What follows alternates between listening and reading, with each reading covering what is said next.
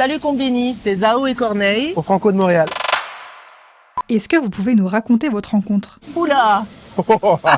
Moi, perso, je connais Corneille depuis que j'ai 20 ans. Et c'est à travers des amis en commun, on s'est croisés et je faisais de la musique et je finissais mes études en même temps. En fait, on a ça en commun, c'est-à-dire qu'on est arrivé à Montréal à peu près en même temps, je pense. Ouais, carrément. On était deux jeunes immigrants à Montréal. J'avais commencé à bosser sur mon premier album. On m'avait beaucoup parlé de Zao. Les amis qu'on avait en commun ils me disaient c'est la prochaine superstar. Et je me rappelle de Zao, nos premières rencontres à Montréal quelque part. T'avais ta petite casquette. Ouais, toujours. j'avais les cheveux très courts. Ça a pris quelques années.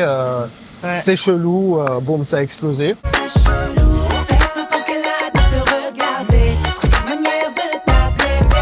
Chelou qui existait même 5 ans avant, que tu connaissais, etc. Ouais. Il a ouvert le chemin pour tout le monde, je pense, Corneille. Je suis pas la seule à le dire et le fait qu'il ait ouvert ce chemin, on s'est tous dit, bon bah, c'est bon, on suit le frère.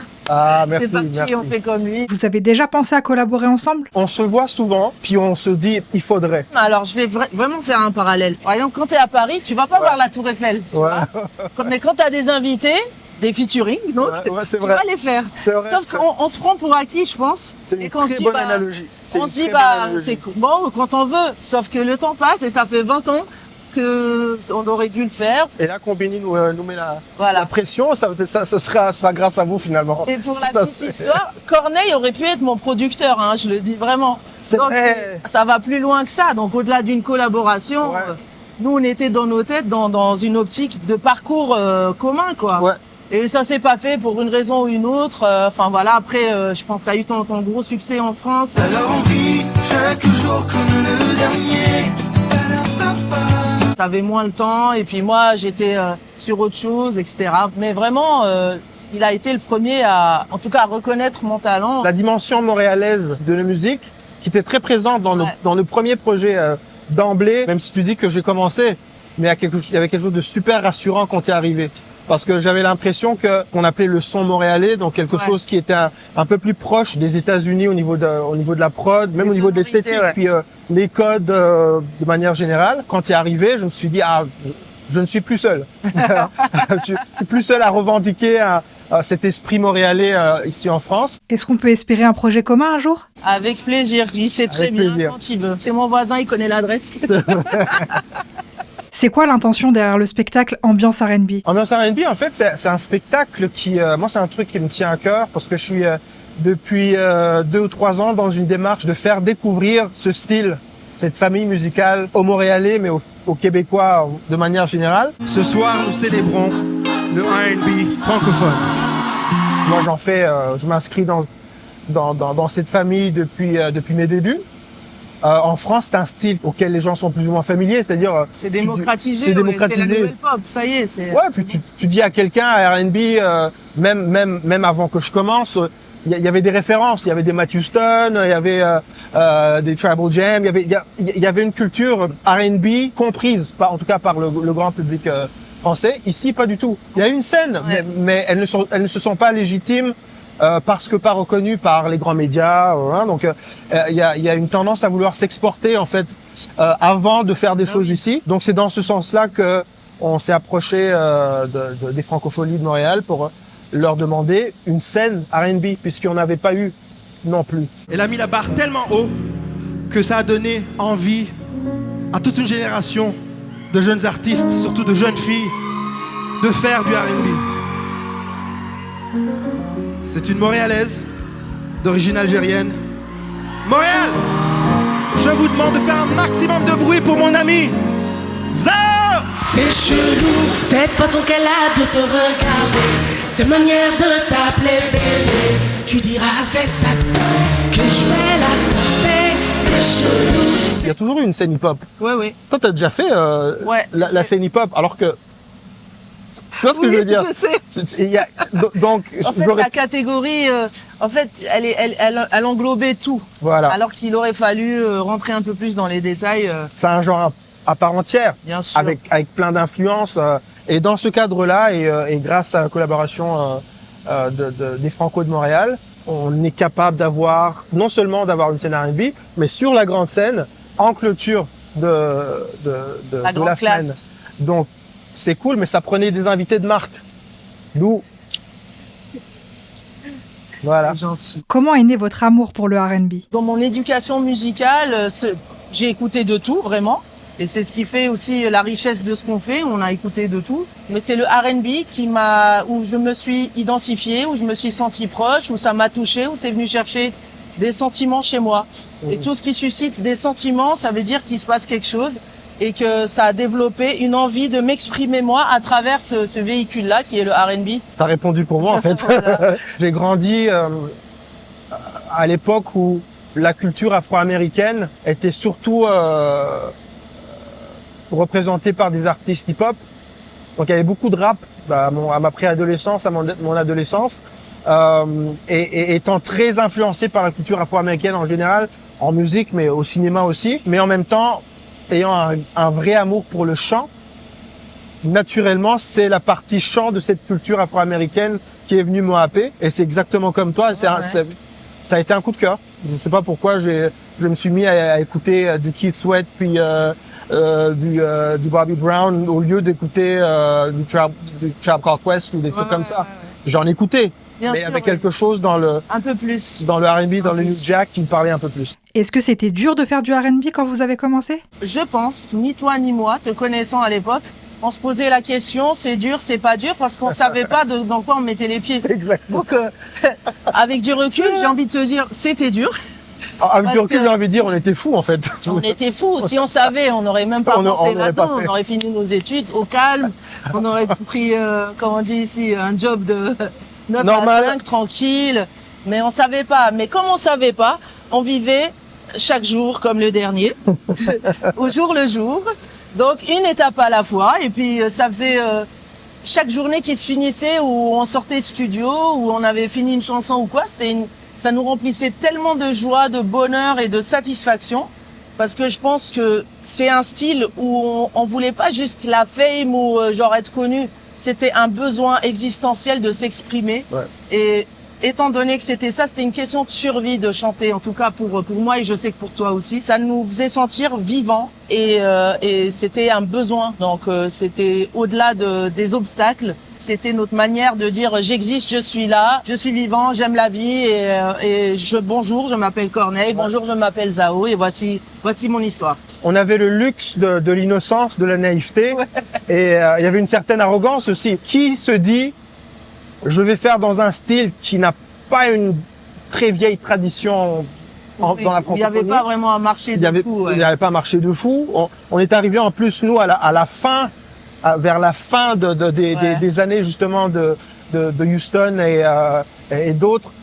Et ça prend un bon degré de folie pour se dire, non seulement je vais faire de la musique, déjà à la base, faut être un petit peu, surtout quand tu comme moi, hein, tu viens d'une culture où Faut faire des études. ton daron, tout ta ça. daronne, elle dit pas, ouais, bien, vas-y, Ah fais de la non, non, musique, non, je pas t'en. du tout. Et surtout de se dire, je vais le faire à ma manière. C'est-à-dire que Zao est arrivé, et il a imposé son style. Alors qu'aujourd'hui, j'ai l'impression qu'il y a plus une tendance pour les jeunes artistes à écouter ce qui se passe autour, à étudier carrément, comprendre les codes et s'exprimer en se servant de ces codes-là. Toi comme moi, on est arrivé pour on s'est dit, Parce on qu'on a un savait truc à pas, dire, en on vrai. savait pas. On savait pas. Les gens ont tendance à résumer le R&B à des chansons d'amour. Qu'est-ce que vous avez envie de répondre à ça? Honnêtement, je vais leur donner raison, mais je vais définir c'est quoi l'amour. Parce que la vie, c'est de l'amour. La haine, c'est l'amour. C'est les nuances, les 50 nuances d'amour, c'est ça la vie. Nos interactions, les sentiments, que ça soit dans l'amitié, que ça soit une famille, que ça soit une trahison, que ça soit un mal du pays, que ça soit... Donc tout ça, ça englobe l'amour. C'est l'amour avec toutes ses nuances. Le non-amour, c'est l'indifférence. Et quand on est indifférent, on fait pas de musique.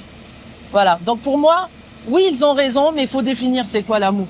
Le R&B, traditionnellement, ça a toujours été l'agent adoucissant de toutes les formes d'expression en musique, en tout cas, qui avaient des choses à revendiquer. Donc voilà, le R&B né aux États-Unis, et c'est la petite touche d'amour justement pour venir rendre certaines choses plus digestes. Ouais. Juste rendre la vie digeste. C'est quoi votre regard sur la scène actuelle? Moi, j'adore. Il y a une partie de moi qui aurait aimé être un nouvel artiste aujourd'hui. Ouais, c'est vrai. Un jeune artiste R&B qui assume ses influences-là, mais qui arrive et qui se sent accueillis par une scène déjà Ils sont existante. plus compris aujourd'hui. Bah ouais. Le code est vulgarisé, ça y est, c'est bon. Ah ouais. On a le même vocabulaire, etc. Aujourd'hui, c'est tellement devenu commun, ce style-là, que on s'arrête pas aux mots qui sont utilisés, on s'arrête pas. C'est un exercice de style. Donc le regard que je porte sur la nouvelle génération, ils peuvent s'amuser encore plus, ils peuvent aller encore plus loin, avec moins de jugement, je pense, aujourd'hui.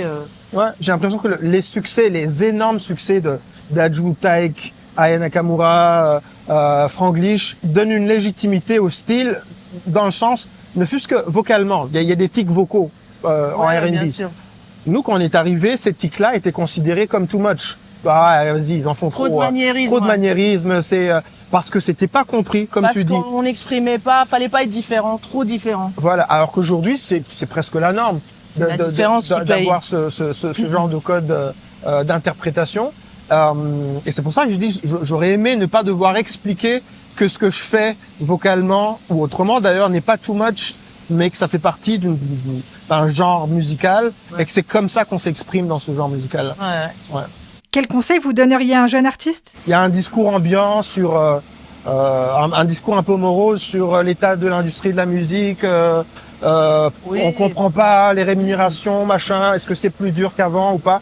Moi, je pense que c'est hyper intéressant d'être un nouvel artiste aujourd'hui parce que tu as la possibilité d'être toi-même. Les gatekeepers, ils ont de moins en moins de pouvoir, de contrôle. Et donc, si tu es un artiste R&B, tu as le monde à toi. La musique a jamais été autant un langage universel qu'aujourd'hui. C'est-à-dire qu'aujourd'hui, tu chantes en français, en Corée, ils vont écouter tes sons. Ouais. Parce que tu leur parles dans une langue qu'ils comprennent, qui est, en l'occurrence, le R&B. Ouais. Parce qu'il y a des codes, parce que le son leur parle, parce qu'ils aiment cette musique. C'est la langue des sentiments, tout simplement. Voilà. C'est la musique. Hein. Ouais. Vous avez beaucoup de points communs, dont celui d'écrire pour d'autres artistes. C'est quoi l'exercice que vous préférez, écrire pour vous ou pour les autres? Je ne peux pas écrire pour moi sans avoir écrit pour les autres. Moi, j'ai commencé, ça n'a pas marché tout de suite, donc pour gagner ma vie, j'ai commencé à écrire pour d'autres. Et en fait, j'ai remarqué que j'étais meilleure avec mon écriture à moi, parce que j'avais le recul quand j'écrivais pour les autres. Et j'avais plus de liberté à essayer des nouveaux styles, parce que je me dis, c'est pas pour moi. C'est pour les autres, tu vois, faire un Christophe Willem ou, tu vois. Et après, je me dis, mais c'est pas mal, en fait. T'as écrit pour Céline. Pour Céline, ouais. Pour Céline. Quand même. Mais c'est des styles vers lesquels j'irais pas forcément ou j'oserais pas aller là-dedans. Et une fois que c'est fait, tu te dis, mais ça marche bien, en fait, avec ma voix. Allez, on tente. Du coup, ça m'ouvre et ça m'enrichit, moi, sur mes albums à moi, après. Voilà, je sais pas, je te laisse. Moi, clairement, écrire pour les autres. Ouais, je préfère. T'as moins de pression. Moins de pression, mais aussi parce que, en vrai, j'ai l'impression d'avoir dit beaucoup de choses. Ouais. Et avec ma voix, j'ai souvent l'impression qu'après, je sais pas, 10 albums ou entre ce que j'ai écrit pour moi et ce que j'ai écrit pour d'autres, j'ai peur de me répéter, en fait. Alors que dans la voix d'un autre ou d'une autre, oui, c'est vrai. Il y a toujours moyen de se renouveler. Il y a moyen de relire l'actualité, le monde de manière générale, de façon différente. Et tu le sais, quand tu écris pour quelqu'un d'autre, tout d'un coup, tu perds ta voix. Tu es obligé d'oublier ta voix. Oui. Tu es obligé de te coller aux automatismes de l'interprète, comment il attaque les notes, les mots. Et donc, tu es au service de quelque chose d'autre que toi. Vous m'auriez posé la question à 5 ans, la réponse aurait été différente. Mais aujourd'hui, je préfère écrire pour les autres. Ouais. Pour finir, c'est quoi votre chanson préférée l'un de l'autre? Ah ouais. Ah ouais. Oh là là. Et c'est chaud. Parce que Zao, oh là là. Alors je te promets déjà. T'aimerais que je te dise que je t'aimerais toute ma vie. Tournez la page. Je laisse la vie m'emporter, je laisse ma plume me porter. Et je vais peut-être te surprendre, mais moi c'est chelou. Tu diras cet aspect que je vais la taper, c'est chelou. Ce morceau-là, même si c'est peut-être ton morceau le plus fun, Ouais. pour moi il est d'une telle intelligence dans sa construction. Ah ouais. Oui, parce que... Ça m'étonne que tu l'aies choisi, tu vois. Non, mais je vais t'expliquer pourquoi. Parce que les gens s'imaginent que faire quelque chose de fun, surtout en R&B, en français, est facile. Alors que pas du tout. Non, c'est vrai. Et le truc avec ce morceau-là, c'est qu'encore aujourd'hui, tu l'écoutes, il n'a pas pris une ride, et j'ai l'impression qu'il y a des jeunes personnes qui le redécouvrent. C'est vrai. Moi, pour moi, je pense qu'il y a dû avoir une inspiration à l'IA un petit peu, Bah oui, à Timbaland dans la prod. Ouais. Mais adapter ça en français et que ça dure, ça reste pertinent sur la durée, c'est archi compliqué. Alors qu'un texte profond, touchant, Mais ça reste toujours, ouais. c'est facile à faire parce que bon, déjà tu prends les gens par le Dépend sentiment. pour qui, hein, mais pour toi, c'est facile à faire. Mais justement, moi, Non, mais je pense que l'oreille francophone est beaucoup plus indulgente quand le texte est dans la profondeur. ouais. Dès que tu es dans la légèreté, on est réticent. Et toi, tu as réussi à le faire avec ce morceau-là. Et moi, je trouve que c'est du grand génie, merci. en fait. J'ai pas le recul que tu as, je pense, sur C'est mes normal, chansons. c'est normal. Bah moi, très honnêtement, toutes les chansons de Corneille, dès qu'il y a sa voix, une guitare, dès que c'est peu d'arrangements et que ça parle de lui, de sa personne et de la vie. Et moi, je pense qu'on est là-dessus pareil. On a la même vision de la vie, on est des éternels optimistes. Et j'aime bien ton optimisme encore aujourd'hui, tu vois. Et que J'aime bien le encore aujourd'hui. Ouais, mais bah, Malgré avec tout ce qui se passe dans le monde, etc. C'est vrai, on peut être lassé. Et c'est vrai que moi, ça m'arrive de mettre du Corneille et je ne vois pas l'ami, tu vois. C'est une écoute subjective qui me rebooste et qui me redonne le moral et je le mets, tu vois, le matin, même avec mon fils, tout ça. Quand je l'habille, on met ça, ça nous met de bonne humeur. Et on se dit allez, tout va bien se passer. Et franchement, j'ai pas de morceau spécifique à te donner. Bon, parce qu'on vient de loin, c'est un grand classique, mais pas que. En fait, plein de morceaux, je pourrais te les citer, mais en tout cas, voilà, je reste quand Merci. même Merci. très à l'écoute et très fan de ce qu'il propose, parce que je sais qu'il est sincère, surtout ça. Tu sais, il y a des artistes, tu les rencontres. Bon, nous, on s'est rencontrés avant d'être nous-mêmes artistes. Mais on était artistes. On aurait pu changer, hein, remarque. On aurait pu parce changer, on a eu des ouais. raisons de... Ouais, on a eu des vraies raisons d'avoir le seum, comme on dit. Ouais.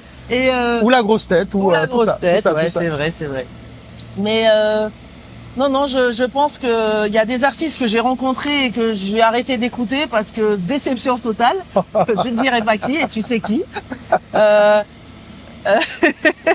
C'est terrible, rencontrer ses idoles Ah ouais, non, tu et peux être pas. déçu, c'est parmi les pires choses que tu puisses... Je me sens me trahir en les écoutant. Tu Ouais, vois. ouais. C'est fake, t'es pas comme ça dans la vraie vie, arrête. Ouais. Et en fait, sachant comment il est, bah, tu vois, ça me fait plaisir même d'écouter, de transmettre cet héritage culturel même à nos enfants, tu vois, c'est cool. Mini